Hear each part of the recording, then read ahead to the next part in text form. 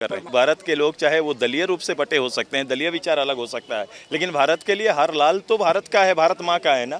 तो कैसे हम किसी को जो पारंपरिक रूप से हमारे देश के साथ, हमारे देश के जो संप्रभुता है उसके साथ जो हमेशा खिलवाड़ करते रहा है, जिनके संवाद हमारे पक्ष में कभी अच्छे नहीं रहे, उनकी कैसे पैरवी कर रहे हैं। ये डेमोग्राफी चेंज को लेकर रिपोर्ट्स आ रहे हैं, लगातार आ रहे हैं, मीडिया में भी आते रहे हैं। ये बहुत बड़ा चुनौती है देश के अंदर में, चूँकि देश के गृह मंत्री या फिर देश के जो मुखिया हैं उनको इस बात की चिंता है और इससे बचने के लिए थोड़ा अवेयर भी होना पड़ेगा। और जो पार्टी जो चुनाव लड़ रही है वो देश के साथ ये गद्दारी की तरह हो जाएगा अगर जो इसको बढ़ावा देने का काम कर रहे हैं।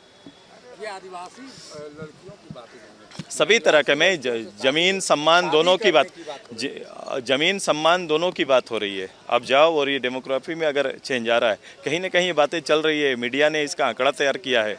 आप देखेंगे तो ये राज्य के लिए, एक शासन चलाने के लिए, देश चलाने वालों के लिए तो सबसे बड़ी चिंता का विषय है। अगर कोई इस विषय को हथियार बनाए, कोई अगर राजनीतिक दल केवल तुष्टिकरण के लिए ये काम अगर यहाँ इस देश के अंदर में घुसपैठियों को बढ़ावा दे रहा है तो ये देश के साथ अन्याय होगा, देश के साथ कहीं ना कहीं अन्याय करने का काम कर रहे हैं। भारत के लोग चाहे वो दलीय रूप से बटे हो सकते हैं, दलीय विचार अलग हो सकता है, लेकिन भारत के लिए हर लाल तो भारत का है, भारत माँ का है ना। तो कैसे हम किसी को जो पारंपरिक रूप से हमारे देश के साथ, हमारे देश के जो संप्रभुता है उसके साथ जो हमेशा खिलवाड़ करते रहा है, जिनके संवाद हमारे पक्ष में कभी अच्छे नहीं रहे, उनकी कैसे पैरवी कर रहे हैं। कमाल करते हो जी, बच्चे घूमने की इतनी जिद कर रहे हैं और तुम हो कि तुम्हें फुर्सत ही नहीं मिल रही। अब इतनी गर्मी में जाए तो जाए कहाँ?